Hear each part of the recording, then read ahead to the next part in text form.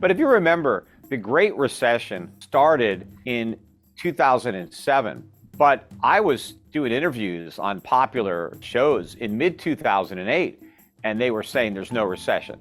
So what happened was all these economists went backwards and revised down all the data, and then they said, okay, I guess we were in recession. They didn't even think a recession was coming. But the fact of the matter is we were actually in one at the time, and they couldn't even see that. And then I think it's going to be very hard for the recession deniers to continue to put a positive spin on this economy. They're going to have to admit that we're in recession. The question is the Fed going to change course as a result of that admission, or is it going to continue with the rate hikes and quantitative tightening, making a bad situation worse, which is what it should do. But the question is, will it do that? Well, I think the real reason that the dollar rose was not just that rates rose, but that the markets believed that these rate hikes were going to work, in that they were going to bring down the inflation rate. The Fed said that we're going to return inflation to 2%, and we're going to do whatever it takes to make that happen. And the markets basically took the Fed at its word. So they bought the dollar on the idea that these high rates were going to produce positive real returns for dollars. But I think as the markets come to terms with reality that despite the rate hikes, inflation is not going down to 2%. In fact, it's more likely to head higher after this brief dip that we've had.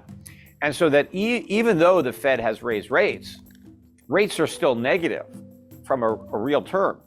And if you have negative real interest rates, that is not a incentive to hold dollars. That's an incentive to sell dollars, because the interest that you earn is not high enough to compensate you for the purchasing power that you lose.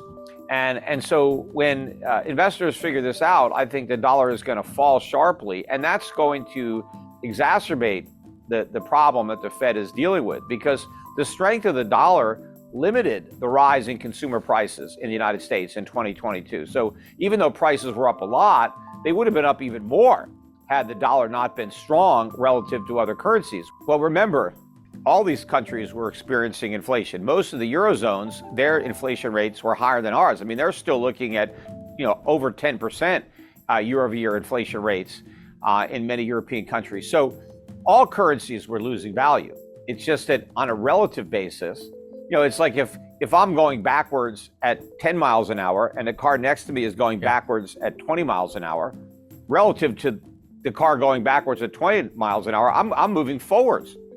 But I'm not moving forwards. In reality, I'm still going backwards. And so even though the dollar was strengthening relative to the euro or the yen, it was still losing value in real terms. Just it was losing value more slowly than the euro or the yen. So the euro and the yen will continue to lose value, but the dollar will go from losing value slower to losing value faster. So on the headline number, we got some relief. But of course, on the core, not so much. A lot of the prices continued to rise, even as some of the headline numbers were coming down. But also remember, prices continue to go up. It's not like they're coming down. They're just going up a little more slowly than they were going up before.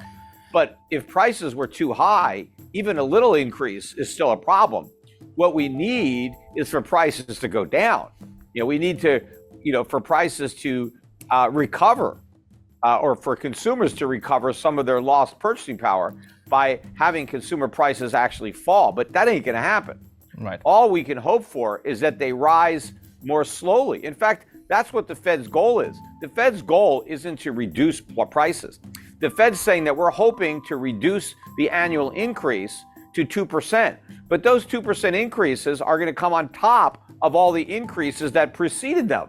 So if prices go up, I think over the last 2 years, they're up better than 15%, even the way the government measures them. In reality, they're probably up closer to 30%. But even if they start going up 2% from here, we're going up 2% from a much higher level, than we were at before. But of course, we're not going down to 2%. We're not even getting anywhere near 2%. Before we get close to 2%, we'll be above 10%. I don't know that the rate hikes had much to do with it, other than maybe they had something to do with the break in commodity prices temporarily. Because remember, those rising interest rates actually feed into higher consumer prices, because Really? people forget that, well, interest rates are prices, right?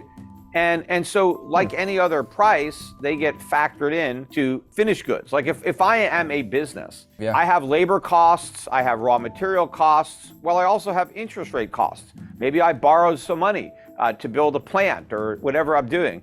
And so I have to pay interest on my debt. Well, if interest rates go up, well, that's a cost of doing business. I might have to raise prices to cover that. Same thing if you're a landlord. What if I own a bunch of apartment buildings and I have debt on those apartment buildings? Yes, I have costs that I need to recover, but one of those costs is the interest on the money I borrowed. So I may have to raise rents on my tenants to cover the higher cost of servicing the money I borrowed to buy the apartment complex in the first place. So as the Fed is raising interest rates, that is also working to raise prices. Well, no, they're not going to suck up the lower margins. They'll go out of business, and then the ones that remain will have less competition, and then they'll be able to raise prices. But take a look at the example of houses. Yes, higher mortgage rates mean that house prices are going to come down, and they've already started to come down. But the cost of owning a home is not going down. The cost of owning a home is going up. The cost of buying a home is going up, even if the price is down. Because when you buy a house, the price is not even that important for most people, because they mortgage the price. They don't have the money, they have to borrow it. And even if the price goes down 10 or 20%, based on how much higher the mortgage rates are, it's actually more expensive to buy a cheaper house today because of your monthly payments. But your monthly mortgage payment is not it. What about your maintenance? What about your utilities? What about your insurance? These costs are going through the roof. So it's more and more expensive to own a home, to live in a home. These costs are going up, even if the price of the house goes down. And remember, during all these years where we supposedly had no inflation, real estate prices were going up. Well, during the rest of this decade, when we have high inflation, real estate prices are probably going to be going down. And of course, the other thing that has to happen is that interest rates have to rise to a level that exceeds the inflation rate by a comfortable margin. Yes, I have heard because that. Yeah. what needs to happen in order to bring down inflation is we need people to stop spending and start saving. And so why would people save? Well, if they can earn a yield that exceeds the inflation rate, then they're going to get paid to save. Then they'll do it. But if you still hold interest rates below the inflation rate, nobody's going to be dumb enough to save. Everyone's going to spend their money as soon as they get their hands on it, and that is going to make the inflation problem worse. Also, when you look at prices, you have two things going on. You have demand, but then you also have supply. Mm-hmm. And so demand is being fueled by money printing and spending, but we need more supply. Well, if we have less spending and more savings, you kill two birds with one stone, because that reduces the demand, but it increases supply, because the money that is saved is then loaned out to businesses to make investments in capital that can increase productivity. So by encouraging savings and discouraging spending, we get less demand and more supply, and that helps reduce prices. But we're not doing that. We're not getting extra savings, so we're not getting additional supply. Yeah. And consumers are running up their credit cards, their all-time record highs, yes. Maxed out on mortgage debt, maxed out on auto loans. Everybody is borrowing and spending. So prices have got nowhere to go but up.